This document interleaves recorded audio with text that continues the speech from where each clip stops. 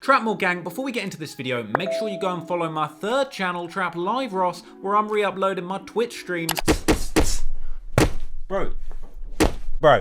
For all of the gang that tune in. If you want to catch them live, it's twitch.tv/TrapLordRoss. Come and join the gang, baby. All my trap disciples in the building. Anyway, I want to share a little theory that I personally think explains exactly what's going on with Kanye's mythical Donda album that hasn't released, or so they want you to think. And I think over the next few weeks, it's very possible that we're going to see my goddamn crackpot theory proved absolutely right. So, over the past few weeks, we've seen two releases, two listening parties for Kanye West's mythical, I think it's 10th album, Donda, named after his beloved mother, who I recently did a sensational video over on the main channel. Explains a lot about Kanye's background, his mental state, what he went through with the loss of his mother. So at the end of July, Kanye West, he came out all red. He rented out the Mercedes-Benz Arena in Atlanta, and he did a listening party for his upcoming album, Donda. It was litty. People said the album was crazy. It was all red. It was an all red affair. People were loving it. And lo and behold, unsurprisingly, after that whole listening party went down,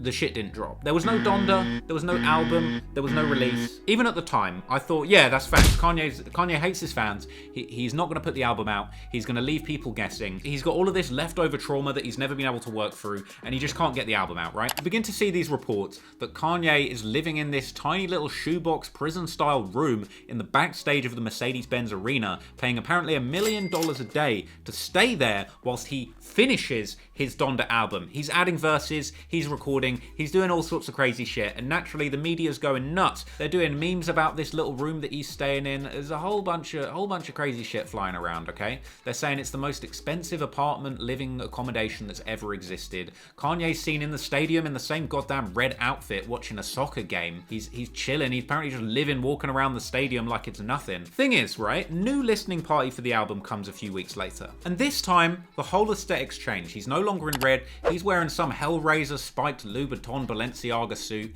He's got a different color mask on. He's in his room. He's live streaming himself sleeping in his room. He's hopping out of beds in his little tighty whities, little side ball popping off. He's lifting weights. He's pumping iron. The shit's strange. The shit's bizarre. The shit's getting really weird. And this is the moment where I started to think to myself, hang on a minute, I think there might be something deeper going on beneath the surface here. I knew he wasn't going to release the album. A lot of people knew that he wasn't going to release the album, but the question that remains is why? Why is he doing this? Why is this continuing to happen?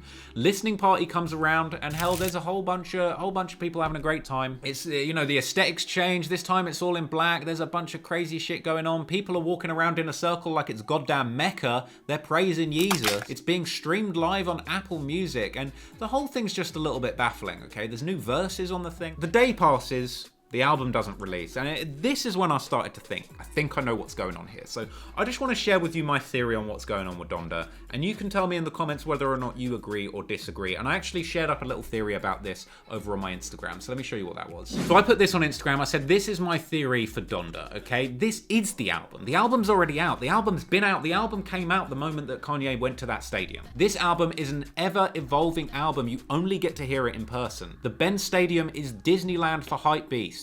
Kanye always says, I'm the new Walt Disney. This is Disneyland. He's created a new Disneyland. And if he's turning a profit each week renting that tiny little room or renting that stadium, why would you ever leave? I'm going to break this down in a minute. If he's turning a profit, he could just continue doing this every single week, selling out a stadium. And if he does this all year, this is the greatest performance art piece in history. Now, let me break it down for you, okay? Everyone wants to break it down. Look, people are saying he's reportedly paying $1 million a day to live inside the Mercedes-Benz Stadium. Now, where did this story come from? Where did this story come from? This story just appeared, right? Reports.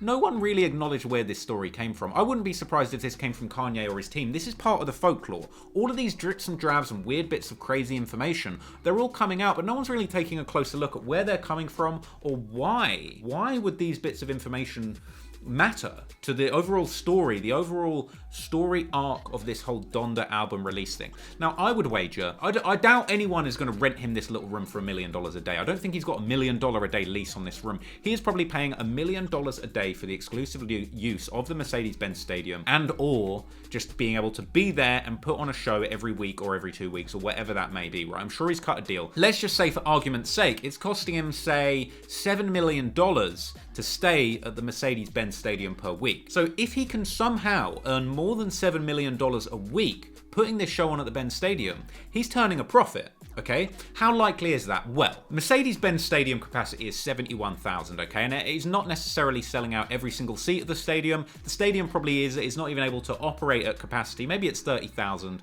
maybe it's 40,000. Fine, he can sell a whole lot of tickets, right? So apparently the tickets for the listening event were $50 to $20. Now, I wouldn't be surprised if there were even more tickets that were available, more expensive, front row, special hospitality, resale scale. I don't know how it works. At the very least, let's just say $35 average, okay? Let's say he sold out the whole stadium for $35. He's looking at $2.5 million, okay? And that's not covering the entire amount. But here's the thing that not a lot of people are looking at, okay? They're streaming these things on Apple Music. And apparently, the very first listening party that Kanye did for this album broke the record. 3.3 million people tuned in on Apple Music livestream for the Kanye West Donda listening party. This is double the previous record for an Apple Music livestream, okay? Kanye is partnering with Apple, Tim Apple, okay, the big dogs. They got cash, they got billions of cash on deck, okay? This is the same Apple that allegedly give like Frank Ocean and Drake like $20 million